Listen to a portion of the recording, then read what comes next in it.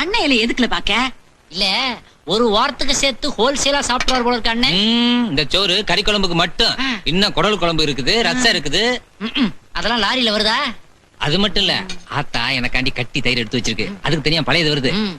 இந்த பார் எப்படி சாப்பிடுறதுன்னு இப்ப நான் சொல்லி தரேன் பார்.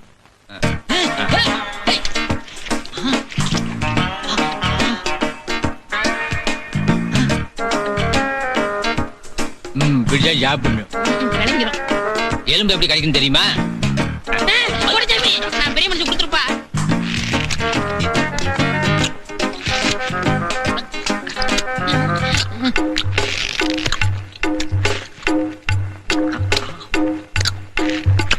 இப்படித்தான் எலும்பு கிடைக்கும்.